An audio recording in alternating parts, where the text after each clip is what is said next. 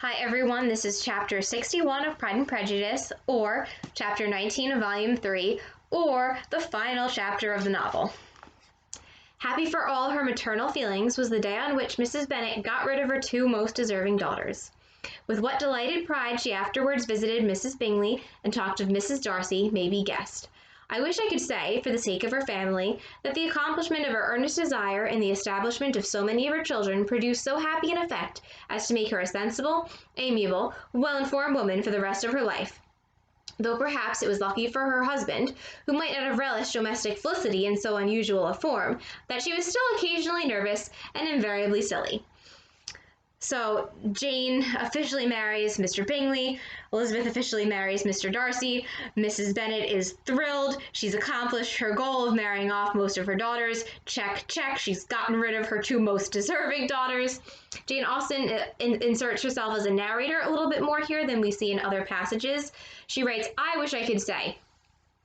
So Austen wishes she could tell us that Mrs. Bennet became a little more sensible and calmed down after she married off Bingley married off Jane to Bingley and Elizabeth to Mr. Darcy.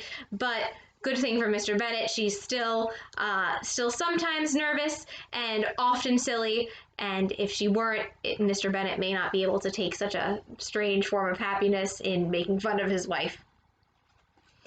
Mr. Bennet missed his second daughter exceedingly. His affection for her drew him oftener from home than anything else could do. He delighted in going to Pemberley, especially when he was least expected. So Mr. Bennet misses Elizabeth, but goes to Pemberley to visit, and he enjoys going when he's not expected and surprising everyone. Mr. Bingley and Jane remained at Netherfield only a 12-month. So near vicinity to her mother and Meryton relations was not desirable even to his easy temper or her affectionate heart. The darling wish of his sisters was then gratified. He bought an estate in a neighbouring county to Derbyshire, and Jane and Elizabeth, in addition to every other source of happiness, were within 30 miles of each other. So after a year, Jane and Bingley can't really put up with Mrs. Bennet for much longer, and even Mrs. Phillips is not the greatest person to have around. So after a year, they move from Netherfield and move closer to Elizabeth and Darcy, so that they're within not too far of a distance from each other. Kitty, to her very material advantage, spent the chief of her time with her two elder sisters. In society so superior to what she had generally known, her improvement was great. She was not so ungovernable a temper as Lydia, and removed from the influence of Lydia's example, she became, by proper attention and management, less irritable, less ignorant, and less insipid. From the further disadvantage of Lydia's society, she was, of course, carefully kept, and though Mrs. Wickham frequently invited her to come and stay with her, with the promise of balls and young men, her father would never consent to her going. So Kitty spends more time with Elizabeth and Jane, and they're very good influences, and Kitty mellows out and doesn't become quite so silly and headstrong as Lydia. Lydia invites her to come stay with her in Wickham, but Mr. Bennet is not having any of that. So we've also seen some change in Mr. Bennet, whereas in the past he just let his daughters do things that he could laugh at. Now he's actually being a little bit more strict with what they're allowed to do and not allowed to do. Mary was the only daughter who remained at home, and she was necessarily drawn from the pursuit of accomplishments by Mrs. Bennet's being quite unable to sit alone. Mary was obliged to mix more with the world, but she could still moralize over every morning visit. And as she was no longer mortified by comparisons between her sister's beauty and her own, it was suspected by her father that she submitted to the change without much reluctance. So Mary stays at home, although she can't pursue as much intellectual studies as she would like, because Mrs. Bennet has to have someone around her. She doesn't seem to mind too much because she's now not always being compared to Jane and Elizabeth and how pretty they are, and even probably Lydia and Kitty. As for Wickham and Lydia, their characters suffered no revolution from the marriage of her sisters. He bore with philosophy the conviction that Elizabeth must now become acquainted with whatever of his ingratitude and falsehood had before been unknown to her, and in spite of everything, was not wholly without hope that Darcy might yet be prevailed on to make his fortune. The congratulatory letter which Elizabeth received from Lydia on her marriage explained to her that, by his wife at least, if not by himself, such a hope was cherished. The letter was to this effect: "My dear Lizzie, I wish you joy. If you love Mr. Darcy half so well as I do my dear Wickham, you must be very happy. It is a great comfort to have you so rich, and when you have nothing else to do, I hope you will think of us. I am sure Wickham would like a place at court very much, and I do not think we shall have quite money enough to live upon without some help. Any place would do of about 300 or 400 a year, but however, do not speak to Mr. Darcy about it, if you would rather not. Yours in company. So Wickham realizes that now that Elizabeth married Mr. Darcy, she must know all of his past. So there's no hope of Wickham deceiving Elizabeth any longer. Wickham's hoping that Mr. Darcy will give them some money. So is Lydia, by writing a letter to Lizzie saying, oh, if you want to give us, give Wickham a place at court and find us a nice place to live that costs this much money. Very demanding, very rude. As it happened that Elizabeth had much rather not, she endeavored in her answer to put an end to every entreaty and expectation of the kind. Such relief, however, as it was in her power to afford, by the practice of what might be called economy in her own private expenses, she frequently sent them. It had always been evident to her that such an income as theirs, under the direction of two persons so extravagant in their wants and heedless of the future, must be very insufficient to their support. And whenever they changed their quarters, either Jane or herself was sure of being applied to for some little assistance towards discharging their bills. Their manner of living, even when the restoration of peace dismissed them to a home, was unsettled in the extreme. They were always moving from place to place in quest of a cheap situation, and always spending more than they ought. His affection for her soon sunk into indifference. Hers lasted a little longer, and in spite of her youth and her manners, she retained all the claims to reputation which her marriage had given her. So Lydia and Wickham kind of live this not so wonderful lifestyle. They're always moving from place to place.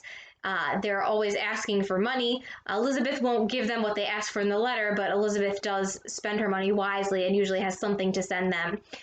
They ask Elizabeth and Jane for money usually when they move, and they usually give them something, although, not quite as much as Lydia and Wickham would probably like. They're always spending more than they really should, and their affection dwindles pretty quickly. So Wickham sunk into his affection for her soon sunk into indifference. So he just, is not really in love with Lydia. I don't think he ever was. And Lydia, her affection for him lasts a little bit longer. And because she's married to him, her reputation is saved, even though she doesn't have the happiest marriage. Though Darcy could never receive him at Pemberley, yet, for Elizabeth's sake, he assisted him further in his profession. Lydia was occasionally a visitor there when her husband was gone to enjoy himself in London or Bath, and with the Bingleys they both of them frequently stayed so long that even Bingley's good humour was overcome, and he proceeded so far as to talk of giving them a hint to be gone. So Mr. Darcy never lets Wickham come to Pemberley, although Lydia does sometimes visit. Darcy does help him in his profession, so as a military man, or perhaps as a lawyer. It's unclear because the war ends. But anyway, Darcy does help Wickham along, and Jane and Bingley let Lydia and Wickham stay with them, but even Bingley gets tired of them and talks about hinting that they should go away. Miss Bingley was very deeply mortified by Darcy's marriage, but as she thought it advisable to retain the right of visiting at Pemberley, she dropped all her resentment, was fonder than ever of Georgiana, almost as attentive to Darcy as heretofore, and paid off every arrear of civility to Elizabeth.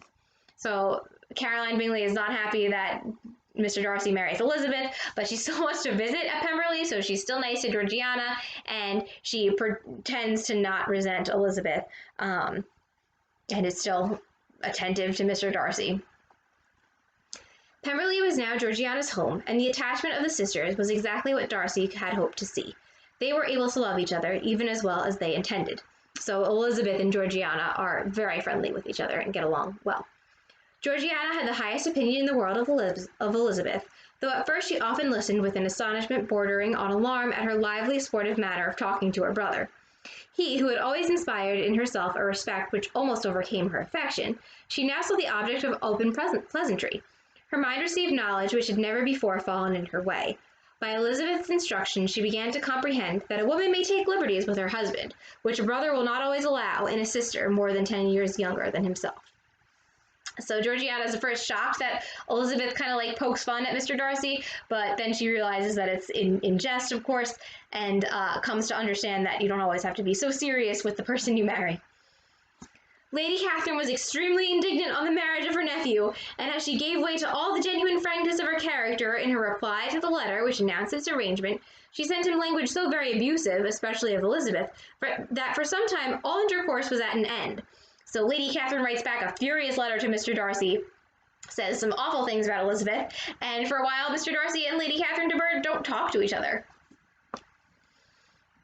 But at length, by Elizabeth's persuasion, he was prevailed on to overlook the offence and seek a reconciliation, and after a little further resistance on the part of his aunt, her resentment gave way either to her affection for him or her curiosity to see how his wife conducted herself, and she condescended to wait on them at Pemberley, in spite of that pollution which his woods had received, not merely from the presence of such a mistress, but the visits of her uncle and aunt from the city.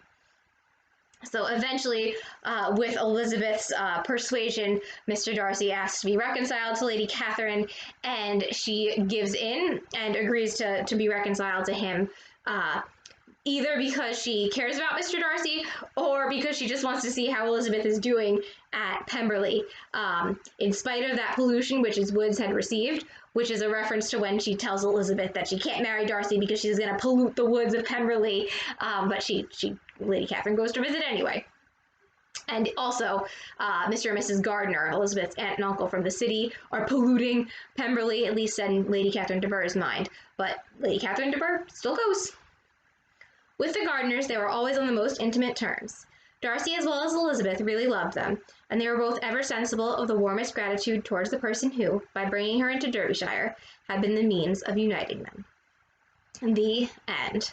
So the Gardiners and the Darcys are very good friends in that last paragraph, and we find out that Elizabeth and Mr. Darcy are grateful that through the Gardiners' trip that Elizabeth wound up at Pemberley, and they renewed their relationship, although it wasn't really a relationship so much before that as just Mr. Darcy liking Elizabeth.